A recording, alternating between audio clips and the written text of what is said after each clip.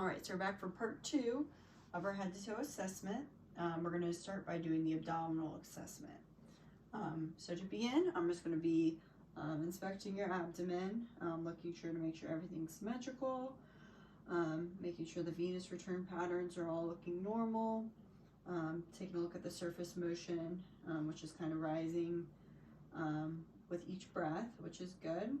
Sometimes you'll see some peristalsis and things like that. Next thing I'm going to have you do, Jasmine, is lift up your head, kind of like you're about ready to do a sit-up.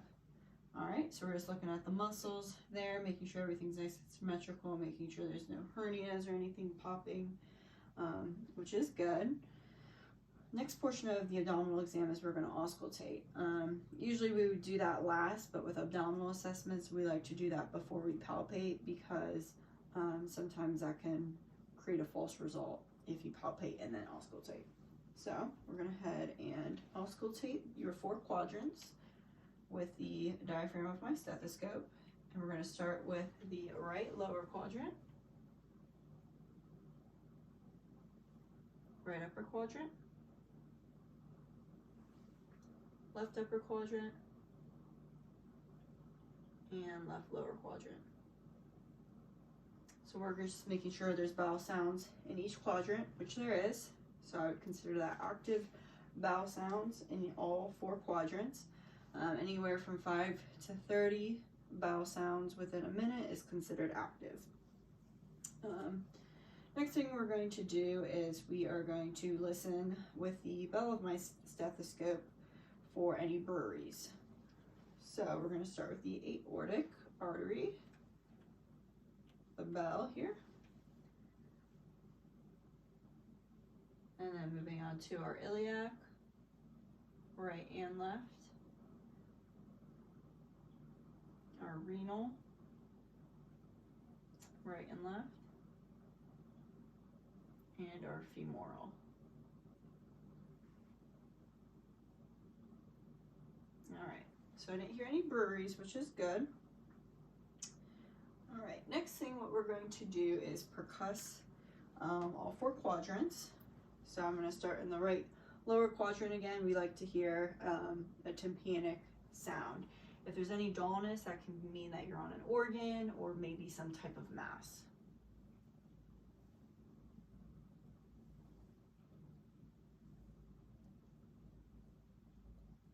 All right, so I heard that tympanic sound in all 4 of the quadrants. Next thing we're going to do is palpate over the spleen. So over the spleen, we should hear some dullness, okay? And the spleen kind of sits at the lower left base of the rib cage, which I am hearing more dullness right here. So that's where that spleen is.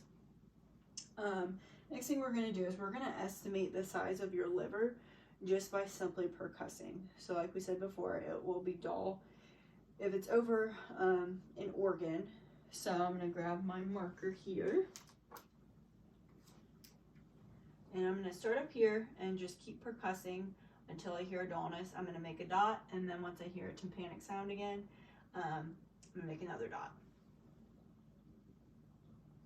And for this, you kind of have to be careful because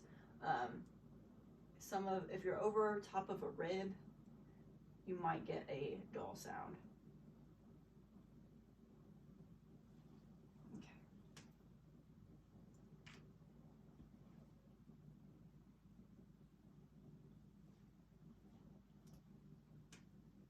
And then we do it again in the center.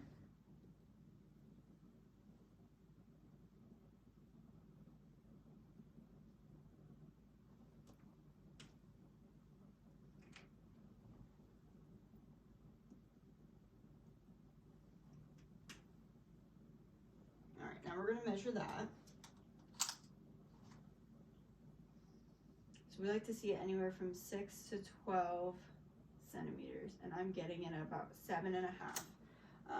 So that is within normal limits, so that is good. Next thing we're going to percuss for is a gastric air bubble. So usually that's over here also.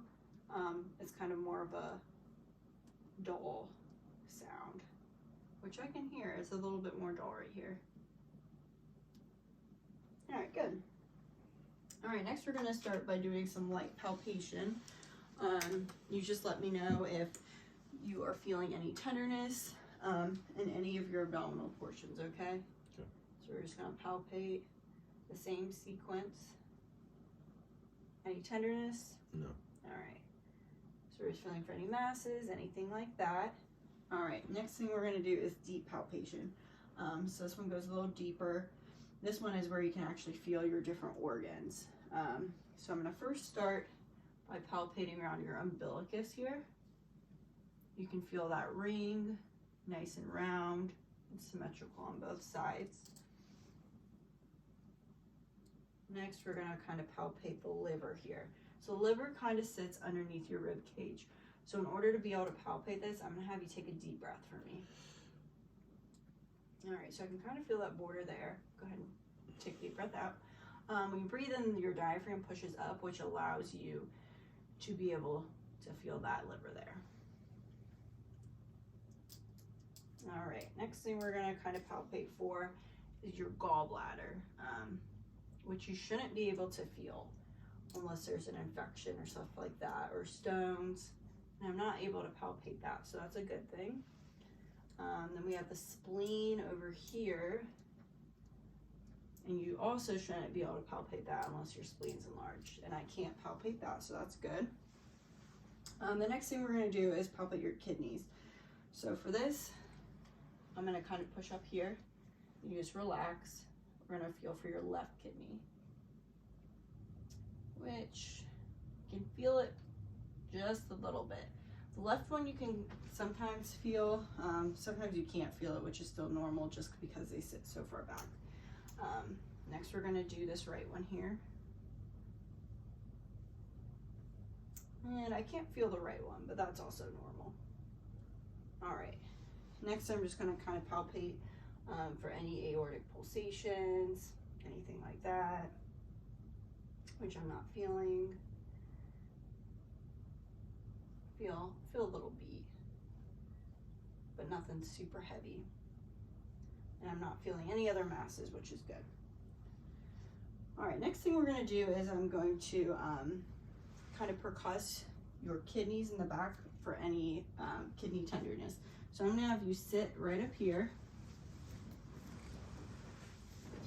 and kind of with the back of my hands, I'm gonna percuss. You let me know if you're having any tenderness, okay? Okay.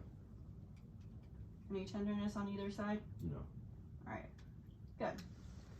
All right, so that concludes the abdominal exam. Any questions so far? No. All right, so I'm gonna have you lay back how you were, and we're gonna go into our blood vessel exam, okay? Okay. All right, so the first thing we're going to do is I'm just gonna take a look. Again, just general appearance, making sure everything's symmetrical, nothing out of the ordinary that's jumping out at me.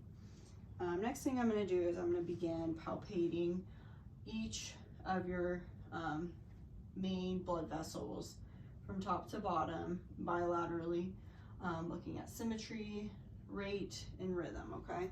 So we're gonna start up here with your carotid. In the carotid, you never want to palpate bilaterally at the same time. If someone has a blockage, it could restrict blood flow to the brain, which would not be a good thing.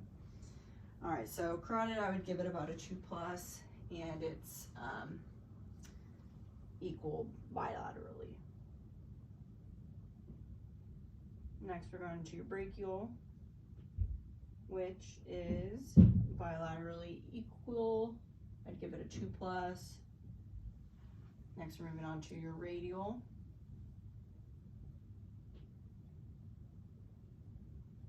Also a 2+. Regular rhythm, contour is nice and pliable. Amplitude is that 2+. All right, now we're gonna go down into your femoral, but for the purpose of that video, we're gonna skip the femoral, but we're gonna move down into your popliteal. I'm gonna do your right one first. All right, I'd also give that amplitude a 2+, regular, rate, and rhythm.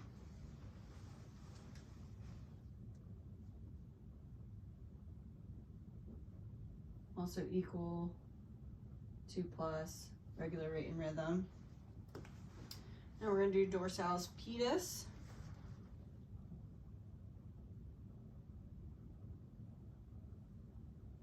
Amplitude 2 plus regular rate and rhythm. And your posterior tibialis. Bilaterally equal. Amplitude is 2 plus regular rate and rhythm. All right, good. All right, so next what we're going to do is I'm going to auscultate for breweries, kind of like the same as we just did in the abdominal exam. So we're going to start with your carotid using the bell of my stethoscope.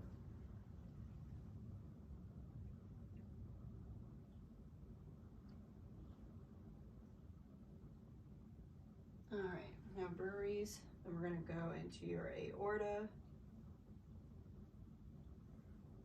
renal,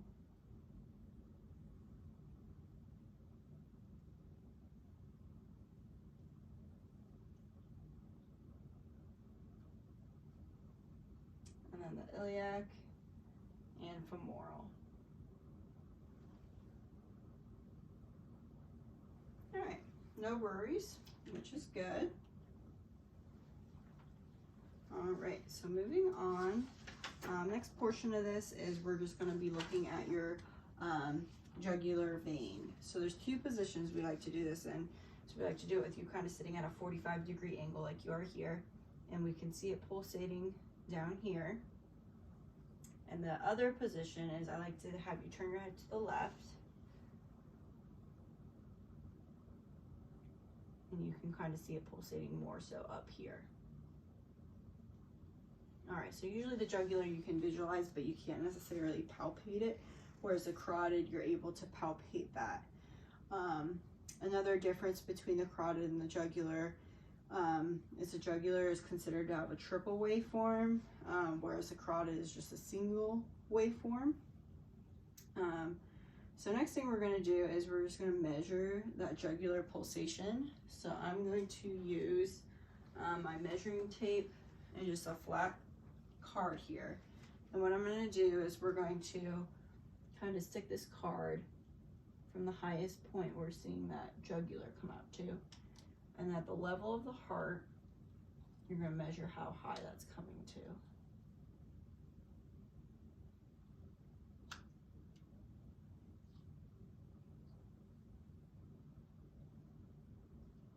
All right, so I'm getting about 3 centimeters, which is normal. Anything under 9 is considered normal. Above 9, you might be looking into some heart failure and things like that, which isn't good. So we just want to make sure that we have a normal JVP, which you do. All right, next thing we're going to do is we're just going to kind of inspect all your extremities, making sure everything is good color, the hair distribution is normal, there's no swelling at your legs, no redness, nothing super dry or flaky. Looking for any muscular atrophy, any varicose veins. I'm going to check here for any edema in your legs, which there's no edema. Take a look at your arms here. I'm going to check for cap refill. We like to see that's anywhere from 2 to 3 seconds, which is looking good in all your extremities. All right, good. All right, is there any tenderness when I palpate any of your extremities? No. Okay. Anything in the back of your calves? No. Okay. Sometimes if you have pain there, that can be indicative of a DVT, especially if you have swelling and redness to go along with that. So that's something we always like to look for. All right. Any questions on the blood vessel exam? No. All right. So now we're going to move on to the neuro exam. So normally we like to start off our neuro exam by testing the 12 cranial nerves, but for the purpose of this video, we're going to skip over that, and we're going to move down to our other tests, okay? Sure. So for the first part of this exam, I'm going to have you sit at the side of the bed here, okay? And you can put your shirt back on if you'd like. If not, totally up to you.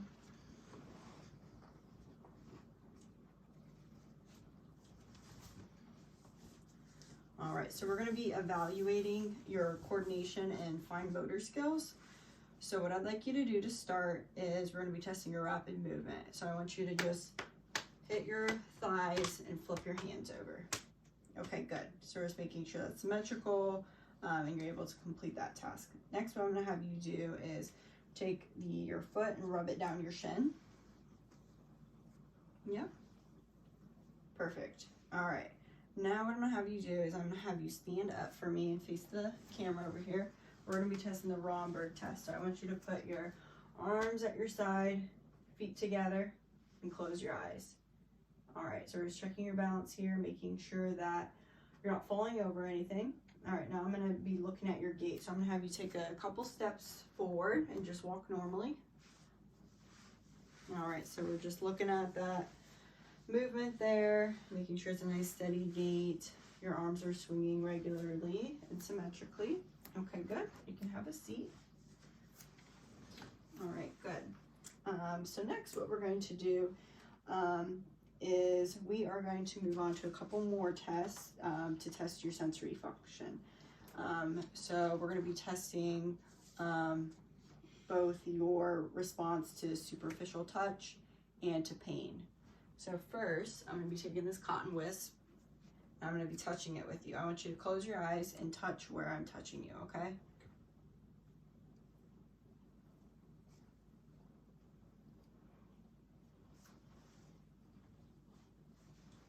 All right, good. Next, we're going to be testing that pain response. So I'm going to either touch you with this sharp end. You can open your eyes. This sharp end right here or this dull end. And I want you to tell me if it's the sharp or dull, okay? Okay. All right, you can close your eyes now. Sharp. Dull. Sharp. Sharp. Dull. Sharp. All right, good. All right, so you got all of that correct. Now we're going to be testing your position response. So I'm going to have you hold your hand out, and I'm either going to be moving your hand up or down, and you let me know which one it is, okay? Okay. Up. Down. All right, good. All right, now what we're going to do is we're going to see if you're able to identify a familiar object with your eyes closed, okay? So I'm going to put an object in your hand, and you tell me what you think it is with your eyes closed, okay? Pen. Yeah, good job. All right, now we're going to be testing 2-point discrimination. So I'm either going to be touching you with 2 points or 1, and I want you to tell me, okay? Okay. I can get my things here. 1. 1. 2. 1. All right, good. All right, now I'm going to have you stick your palm of your hand out, and I'm going to pretend draw something in your hand, and you tell me what number you think it is, okay? Okay. 8. 1. All right, good. All right, now with your eyes closed, I'm going to be touching a part of your body, and I want you to point to which part of your body I touched, okay? Okay.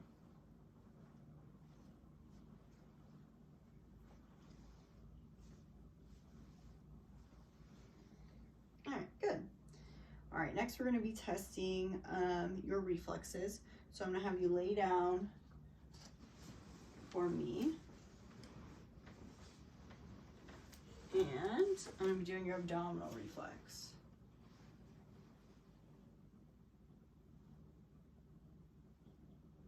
All right, good. So we like to see that it kind of contracts in that direction. All right, next we're going to do the plantar reflex or the Babinski. Okay. All right, good. So we like to see that your feet or your toes are curling in rather than out. Anyone over the age of 2 should have a negative Babinski reflex, which is good. All right, the next thing we're gonna do while you're laying down, I'm gonna have you kind of bend your knee for me. We're gonna be doing ankle clonus test. So I'm gonna move it back and forth, okay? All right, good. So we like to see that it still doesn't move after I've moved it. All right, good. All right. Alrighty, so moving on, we're going to be doing some deep tendon reflexes. So I'm going to have you sit on the side of the bed for these. Alright, so I'm going to first be doing your biceps.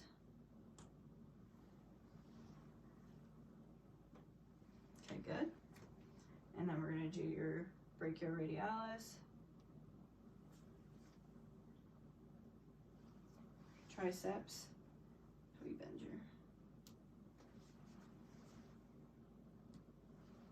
patellar. So I'm going to have you kind of sit back so your feet are kind of dangling.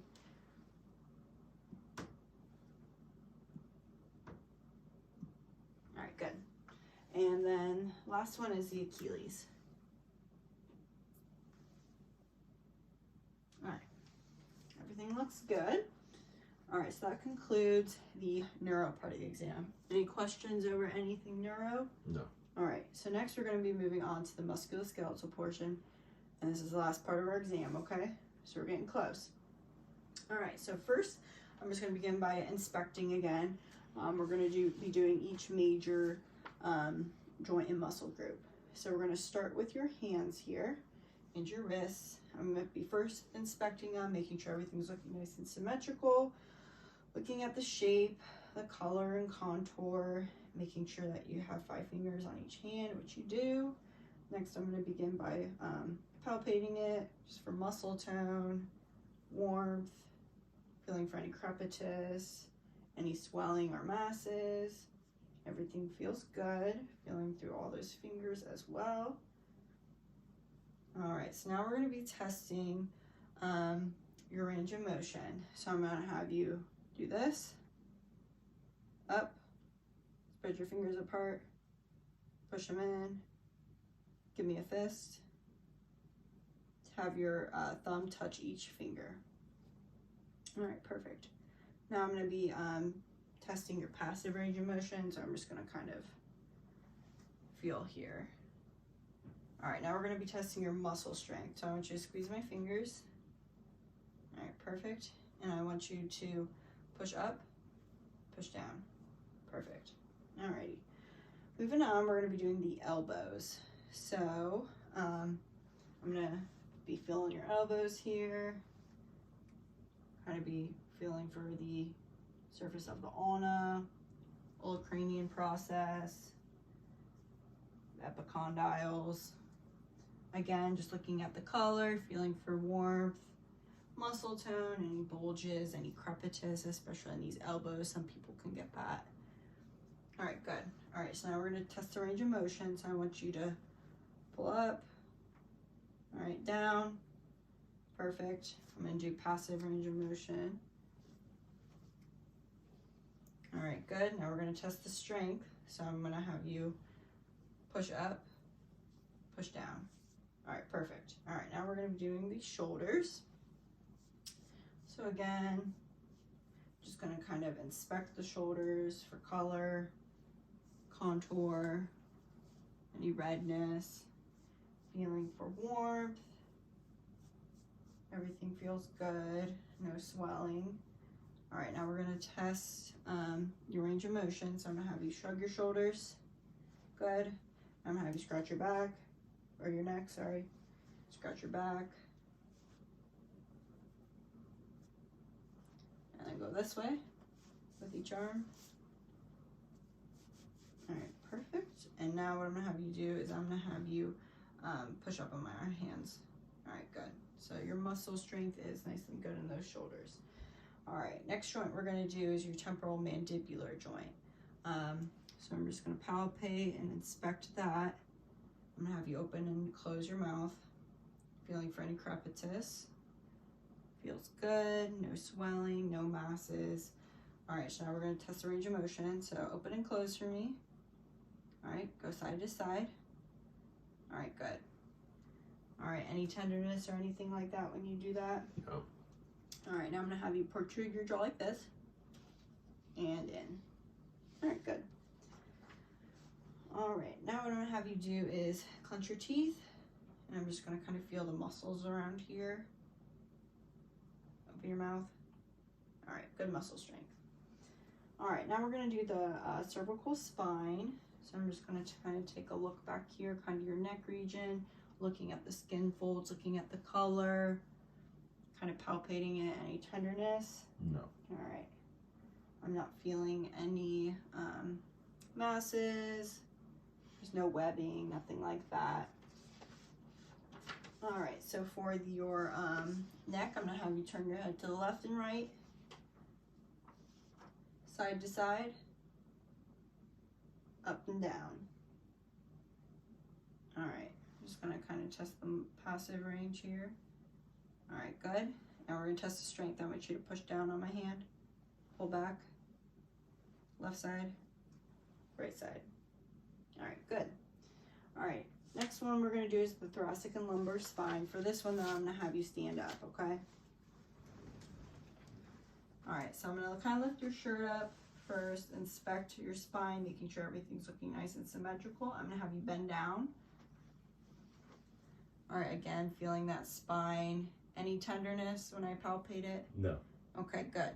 All right, now I'm gonna have you come back up and go as far back as you can go. All right, good. Now I'm gonna have you twist this way and that way. All right, good. And then I'm gonna have you go this way and that way.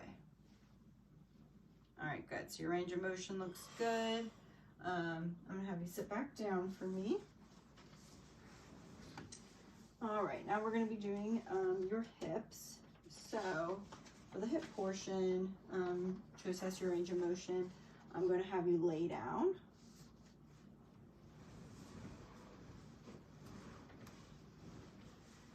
And I'm just gonna kind of palpate your hips here. Any tenderness? No. Okay, I don't feel any masses. Everything looks nice and symmetrical.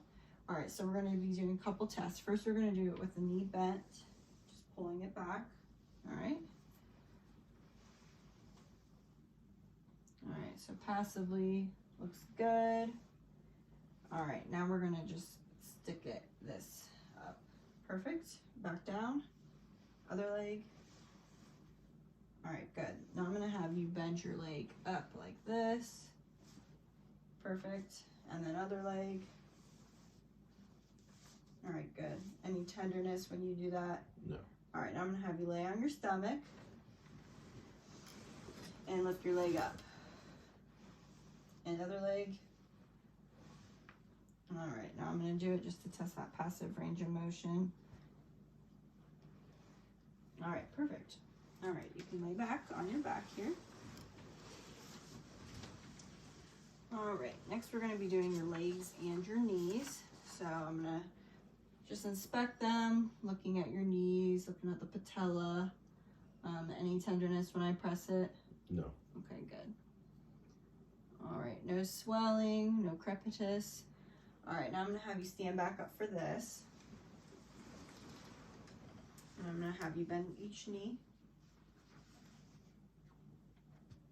Okay. And then hyperflex it. All right, good.